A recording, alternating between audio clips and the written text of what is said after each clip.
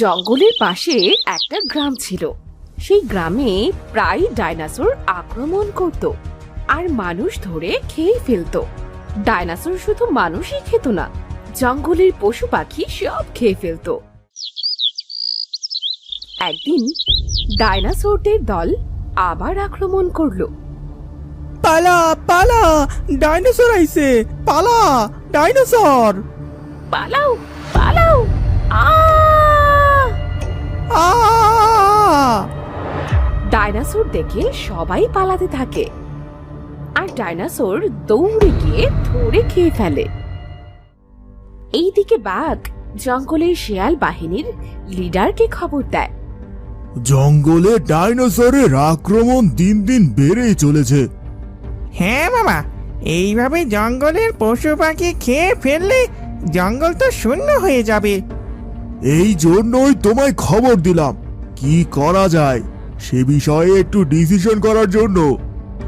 এই জঙ্গল থেকে ডাইনোসরকে তাড়াতে হলে আমাদের অনেক অস্ত্রের দরকার হবে, যেমন গুলি, ট্যাঙ্ক সহ বিভিন্ন অস্ত্র।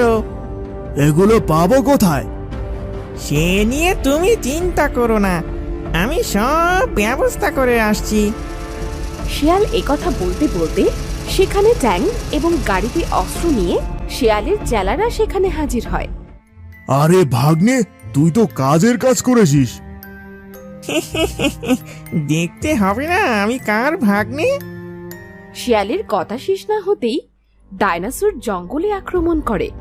এই দেখে বাঘ বলে, সবাই হুঁশিয়ার, ডাইনোসর এদিকে আসছে।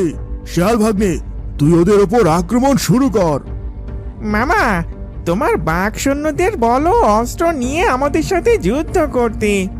শিয়ালের কথায় বাঘের সৈন্যরা সবাই অস্ত্র হাতে তুলে নেয় আর ডাইনোসরের উপর আক্রমণ করে বসে।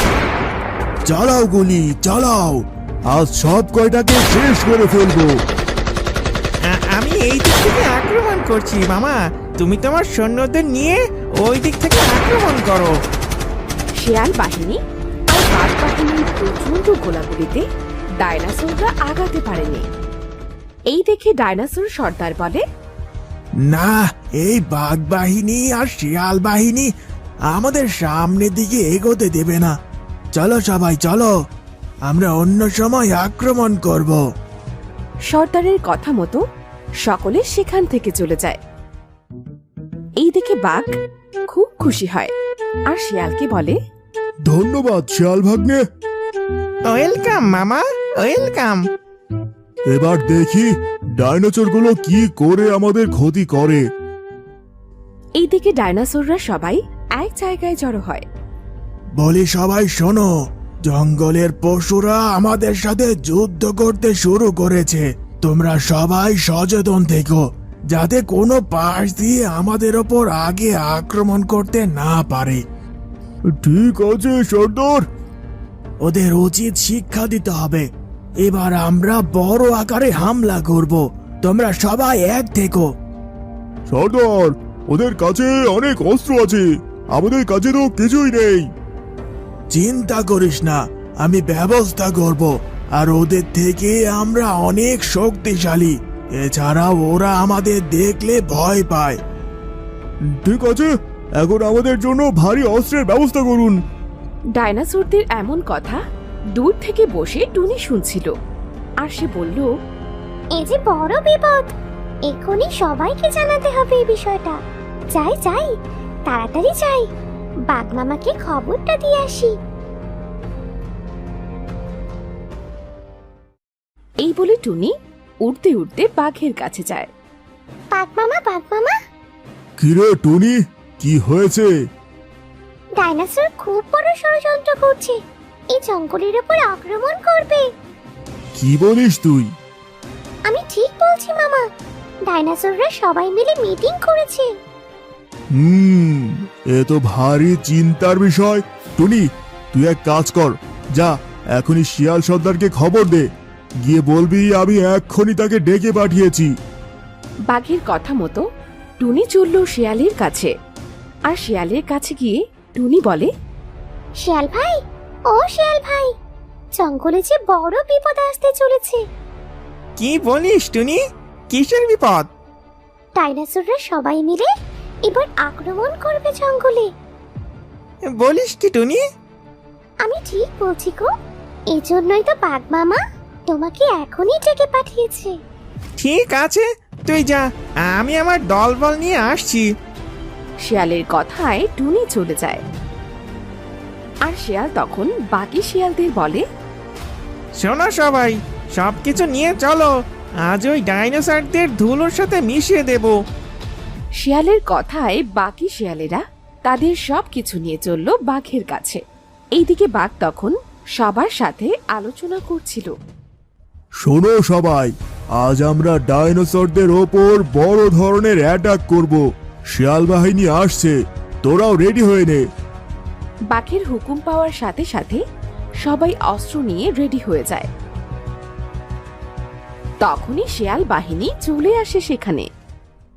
বাঘ মামা, টুনি খবর দিল যে ডাইনোসররা আমাদের উপর আক্রমণ করবে। হ্যাঁ, খবরটা সত্যি, তাই তো আমি টুনিকে তোমার কাছে পাঠিয়েছিলাম। তা ভালোই করেছো, চলো এখনই ডাইনোসরদের ওপর আক্রমণ করতে যাব। হ্যাঁ চলো। বাঘ আর শিয়ালের দলবল নিয়ে চলল ডাইনোসরের ওপর আক্রমণ করতে। এইদিকে ডাইনোসররা প্রস্তুতি নিচ্ছে বাঘ আর শিয়ালের বিরুদ্ধে যুদ্ধ করতে। তাড়াতাড়ি করো সবাই, তাড়াতাড়ি করো। আজ বনের সকল পশু পাখিকে শেষ করে দেব, আর আমরা এই জঙ্গলে রাজত্ব করব। সর্দার, সবগুলো গুলি কি সাথে নিব? হ্যাঁ নাও, সব কিছু সাথে নাও। এছাড়াও তোমরা তোমাদের দাঁতে বেশি করে ধার দাও। এমন সময় সেখানে একটা ডাইনোসর গরু নিয়ে হাজির হয়। সর্দার, সর্দার, আমি এই গরুটা জঙ্গল থেকে শিকার করে এনেছি সবার জন্য। সাব্বাস, বাঘের বাচ্চা। সর্দার, আপনি ভুল বললেন, আমি ডাইনোসরের বাচ্চা। ওই হলো আর কি, একটু চিলিপ টান হয়ে বেরিয়ে গেছে। নে নে, এবার সবাই যুদ্ধের প্রস্তুতি নিতে শুরু কর। ডাইনোসররা সবাই যুদ্ধ করার জন্য প্রস্তুতি শেষ করে জঙ্গলের দিকে রওনা দেয়। আর এইদিকে বাঘ বাহিনী আর শিয়াল বাহিনী জঙ্গলের শেষ মাথায় এসে হাজির হয়। শোনো সবাই, আমরা এখানে অপেক্ষা করি। টুনি, তুই গিয়ে দেখে আয় ডাইনোসররা কতদূর পর্যন্ত এসেছে। ঠিক আছে মামা, আমি এখনই যাচ্ছি। টুনি এই বলে চলে গেল। আর শিয়াল বলল, শোনো সবাই, গুলি তাক করে রাখো, ডাইনোসরদের দেখলে গুলি মারা শুরু করবে। শিয়াল ভাগ্নে, যেমন করেই হোক আজ আমাদের এই যুদ্ধে জয়ী হতেই হবে। কিছুক্ষণ পর টুনিকে দেখা গেল। টুনি উড়তে উড়তে আসছে আর বলছে, সাবধান, সবাই সাবধান, ডাইনোসরদের দল এদিকেই আসছে, সবাই সাবধান।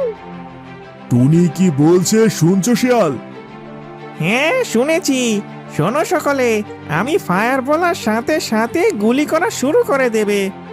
শিয়ালের কথা শেষ না হতেই দেখা গেল ডাইনোসরদের দল জঙ্গলের দিকে এগিয়ে আসছে। বাঘ আর শিয়ালদের কাছাকাছি আসতেই শিয়াল বলল, ফায়ার, সবাইকে মেরে ফেলো। ওই তো শিয়াল আর বাঘের দলকে দেখা যাচ্ছে, গুলি করো সবাইকে। শুরু হলো যুদ্ধ। বাঘ, শিয়াল আর ডাইনোসরদের যুদ্ধ। দুই পক্ষ গোলাগুলি করছে। এক সময় একটা গুলি এসে বিঁধে শিয়ালের বুকে। আহ! ভাগ্নে, মামা, তুমি কাউকে ছাড়বে না, মারো, ওদেরকে মারো, আমাকে নিয়ে চিন্তা করো না মামা। আজ আমি ডাইনোসরদের কিছুতেই ছাড়বো না। বাঘ খুব রেগে গেল আর গুলি করতে করতে সামনে এগিয়ে গেল। এক সময় বাঘ ডাইনোসরদের সর্দারকে মেরে ফেলল। এই দেখে সব ডাইনোসররা পালিয়ে গেল। সকলে জয়ধ্বনি দিতে লাগলো। শিয়াল ভাগ্নে, তুমি যা করলে আমাদের জন্য, আমরা তোমার কথা সারা জীবন মনে রাখবো। শোনো সবাই, চলো আমাদের মধ্যে যারা এই যুদ্ধে শহীদ হয়েছে তাদের দাফন করে আসি।